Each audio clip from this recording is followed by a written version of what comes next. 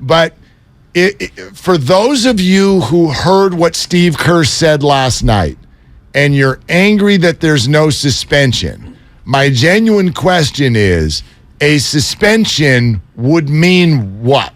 I think it would mean that it would be, hopefully, it would change the behavior, which if you look at the pattern of behavior, it's a classic bully behavior. He has bullied his own head coach. He bullied one of the best players in the league off the team. He bullies officials. And now he is physically bullied, or some would say assaulted. I think that might be a little bit of a stretch. I mean, although nowadays anything is an assault. Davante Adams is on the phone. We'll get into that, I'm sure, at some point. But the pattern of behavior has gone unchecked. So a suspension, to me, a real suspension with teeth. And, you don't get to go to ring night. Enough is enough. I know you helped us earn the ring. Ring number 4. We're hanging a banner at Chase. But guess what, Draymond? When you punch your own teammate out of nowhere, by the way, it was not a fight. It was a straight up cold cocking. It wasn't a cheap shot. It was a cold cocking. Nobody supports that. Nobody supports the punch. Something at that level, enough is enough. You have to lose something, and this is what you lose. You lose ring night. You lose 10 games worth of pay. Finally, your behavior will be checked. That's what I want. It's not a pound of flesh. It's hopefully something to where he steps back and finally says, you know what? I actually probably need to change my act. Yeah, and see, I don't think it does that at all. I just don't. What does? What's already happening does. And I guess that's my point. My point, if I'm Draymond Green, I am way, way less motivated by the idea of, oh gosh, you sent me to my room for 7 games, versus the idea of everyone in that room is looking at me going, dude, we don't trust you. And we can't go where we want to go if we don't trust you. That is a way bigger mountain to climb than just waiting on the couch for a week and a half. And I know to some of you that's not going to feel like a punishment, and maybe it's not a punishment. Maybe it doesn't have to be a punishment. I don't know why we're using that word so much. If what you punishment, said, word? You said what you wanted was for his behavior to change. I don't think a suspension is going to do that at all. I'm wondering what does. And other players, the people he respects in that room are looking at him with a lack of respect, and now he's got to go earn that back. That's really hard. Yeah. That's really hard. It affected Don't dismiss, dude. No, don't be dismissive today. It was so upsetting that he went to the Mary J concert. The Mary J Blige. That's fine. That's how upset he was. Listen. That's why I'm dismissive. He's going to keep living his life. And so I'm not here to tell anybody today that their opinion is invalid. I will not dismiss any opinion. My point is that if I'm Draymond Green, I am much more affected by the opinions in this room, by Jordan Poole's opinion, by Steph Curry's opinion, and they clearly do not have a good one. I am much more affected by that than you telling me I got to go to my room for 7 days, 10 days. And then beyond that, you have an organization that, speaking of trust, has clearly earned ours. No? Oh, definitely. Okay, so if the organization, through a decade now, has earned your trust in terms of basketball acumen, in terms of how to handle situations, in terms of going about their business the right way, there's no leader in sports that's ever been better than Steph Curry, ever. He's the greatest thing that has ever happened to sports in this city. Yes, even better than Joe. So if that's the guy that's calling the shot, and that's what Nick Friedel essentially said earlier this morning, we'll play that for you later on in the show. If that's the group that came to this decision, then who are we to come in and be like, boy, you guys all messed this up. We who weren't even there, we know what you should do. Right. That's hard for me. Yeah. That's hard for me. And I can appreciate that. And I'm not dismissing you in terms of what you think. I'm dismissing the idea that Draymond Green is going to change his behavior based on this course of action. But that's their idea. So you're dismissing their idea. Are you telling me that they're perfect? No. Are you telling me that any of us know better as to what to do inside that locker room? Are you telling me that I'm not entitled to my opinion about what should happen? Of course not. Okay, well, this is what I believe. I believe that they're doing this one wrong. And I'm not going to dismiss any opinion, but in the end, each fan, what we have the right to do, as you said on the changeover, is affect your behavior here. Right. You're not going to affect Draymond's behavior. Well, with a suspension. It's just not going to do it. Well, what is? And I suspended him. I dismiss your notion of, him having his teammates be disappointed in him. That to me is a laughable, efficacious outcome to this, because Draymond Green is. We know many things about Draymond Green, the athlete. The one thing we don't ever see from Draymond Green is a sense of vulnerability or a sense of disappointment. You didn't see that the other day? Oh, I saw. Okay. I saw him apologize, but I also saw him say things like, "Oh, the video was edited so that it." I agree with you. It was not a completely authentic apology. I thought it was authentic. I didn't think it was a home run, because I thought his thought process on that particular one, and I agree with you on that. I would not have discussed the whole video aspect of it. But you didn't process in general. But you didn't see him as, I don't know, hat in hand a little bit? A little bit, but not to the point where he should be. Okay. He cold-cocked a 22-year-old, and I'm not going to say that Jordan Poole is a child, but he's a young man. And Jordan Poole clearly did not think that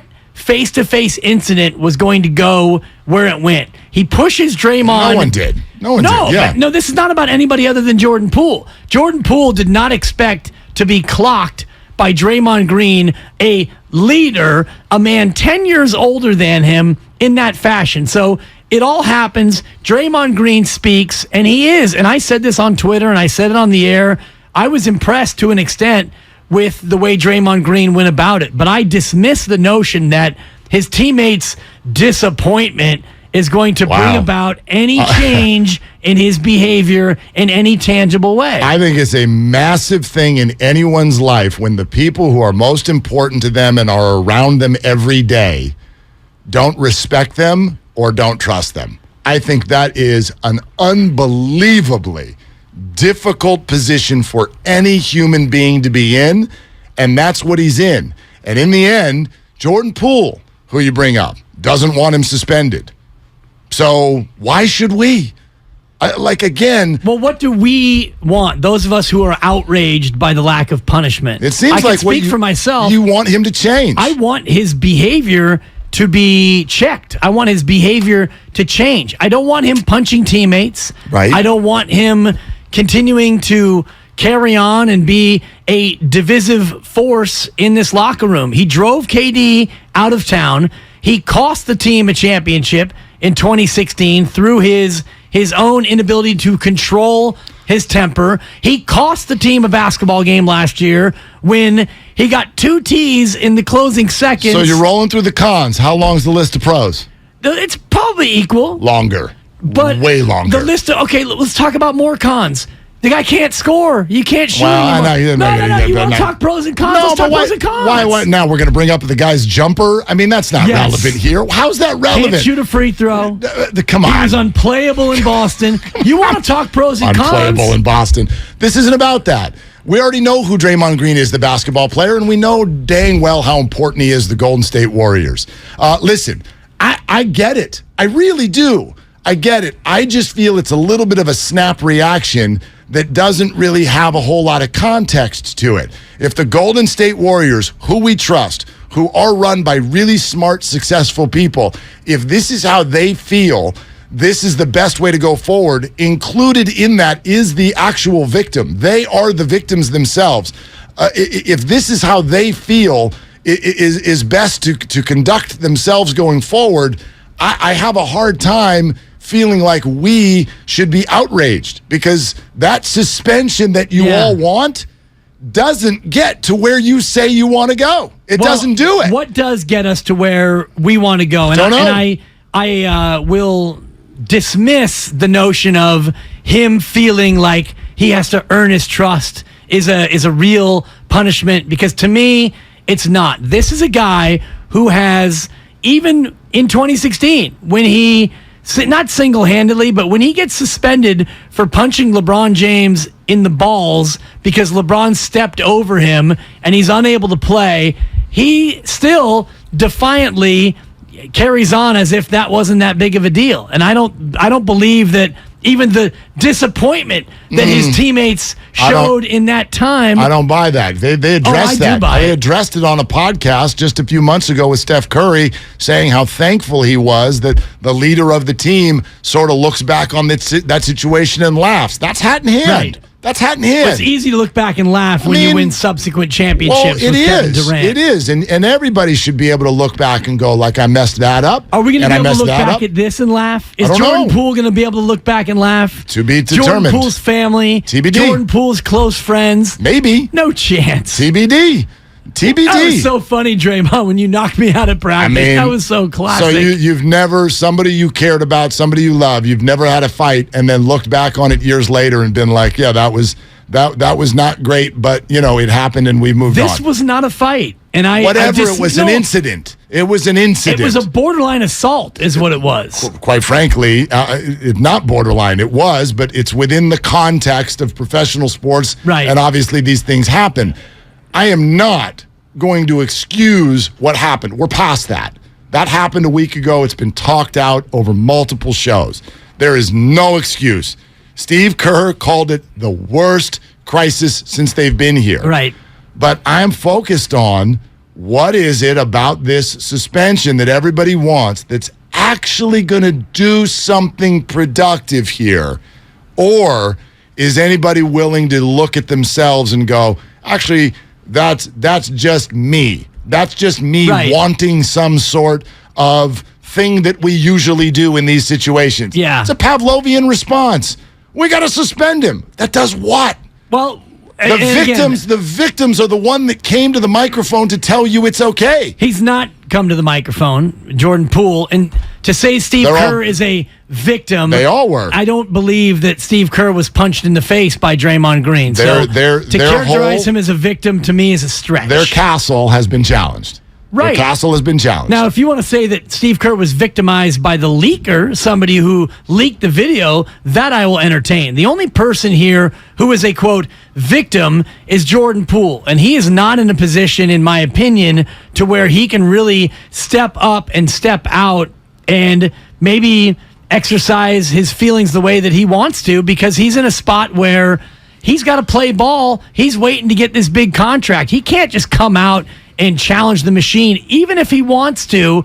He's a 22-year-old who got knocked out by a 32-year-old. What do we expect him to do? I don't see that as actually being relevant here, because the team came out and backed to Jordan Poole right away. Of course. So this idea that if Jordan had a different opinion about how to go forward here, that the team would then be like, well, then we're not signing you to an extension, which I feel is like what you're suggesting. Well, I don't feel like... I don't think that would happen at all. I don't feel like the younger person in this case has the ability to step up and challenge the bully, even if he wanted to step up and challenge the bully. The very nature of being bullied, which is what this is. Let's be clear about what happened in this incident. Draymond Green walks across the court and stands over him and basically, in that posture, is bullying Jordan Poole. Jordan pushes him, and then he gets knocked out. So what's Jordan Poole supposed to do now? Well, I think you're downplaying the voice in the room that Jordan has in this situation. Like, I understand the use of the label bullying. It's hard not to attach that here, but in our minds, that goes to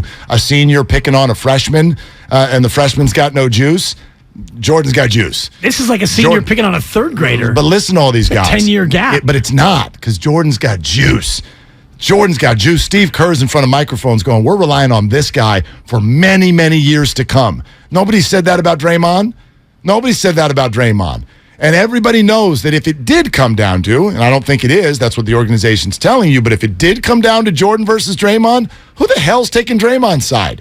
Nobody. Steph Curry. I don't think so. Well, I don't think so. Steph Curry already came to the microphone and backed Jordan. So let's hear from all you. We're going to be here on this all day. 888-957-9570. Hey, Greg in Richmond, go ahead. You're first up with us. Thank you for listening. Thank you for calling. You're on Willard and Dibs. What are you doing? Good morning. I'm sitting in my car. So that's about all I'm doing right now. Atta babe. I hope this conversation's keeping you from where you're going, but I hope you don't get in trouble for it.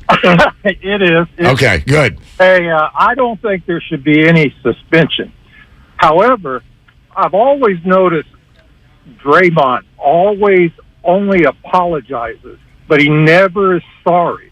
And I think there's a whole big difference between apology and being sorry for something. Sorry gets you to realize that you're way out of line and you are at fault and you're remorseful for it. The other thing, I think on ring night, I think the Warriors fans, and I'm going to be one of them, that we should, when Draymond gets his ring, we all should let him know that he was out of line by booing. And let him know, and maybe that will help him to be sorry. I mean, Greg, this is still an interesting piece. Yeah, I don't know how the fans are going to react, and obviously, I have nothing to say in terms of how each fan wants to conduct themselves going forward. If you want to boo next Tuesday night, knock yourself out. Yeah, and I think that people will, and I'm not sure how that gets contained in terms of. And I thought that it would be less than if it were a non-ring night crowd, because this ticket is the second most expensive regular season game in league history or something. So, and we know this, Mark, sociologically, that rich people tend to be less vociferous at sporting events than people who have less money. That's just a fact. And if you have people who, are spending their last dollar to get there, more passionate fans, they're going to be more passionate pro and also con. So I think the fact that the tickets are so expensive will mute the response, certainly, but I would imagine there's going to be a decent number. I don't think it will be the majority. Smattering. You will hear a smattering. A smattering. You will hear a smattering of boos. I think you're going to hear it's kind of probably going to be a unique sound. It's kind of like going to sound like there's a groan out there, because even the people who are going to boo, you're not booing this dude like you used to boo Tommy Lasorda. It's not going to be a put your beard, burr, it's not going to be Boston. It's not going to be Boston. So somebody's either not going to cheer, or maybe there's going to be that little groan sound that comes over, but it's going to get drowned out. Yeah. It's going to get drowned out. Well, the Warrior fans. That's the beauty of the in-house audio, where you can pipe in your own. No, I think there are going to be plenty of Warrior fans that are still going to cheer. Because, by the way, when you feel a connection with someone, when it feels like family, which even though it's not, but to a Warrior fan, that's what it feels like, because we've known and rooted for and watched these guys now, the core, for a decade, you support when something goes wrong. That's how most people, I think, are going to react to this. They're going to root now for these guys collectively to figure it out. It's interesting when you say that, because you do root for it when something goes wrong. If he would have punched an opponent, for example, in this same fashion, very different, we would be much more likely to forgive Draymond Green. This is the punching of the future of the organization in cold blood. And he didn't get knocked out. He got knocked down. I do want to clarify that, it's kind of a semantical nuance. But if this would have happened in a game, let's say it happened to a player on another team, well, then the league would step in. Yes, exactly. Yeah, the league would step in. If this happens any other time, you feel a different way about it than the fact that he did it to their own player. Well, that's why I didn't understand the Aaron Donald thing against the Bengals a couple of weeks ago, because it's practice. Yeah. I'm like, but that's the other team. What's their thought on this? Are they like, well, we're going to handle it as a family? No, they're going to fly back to Cincinnati.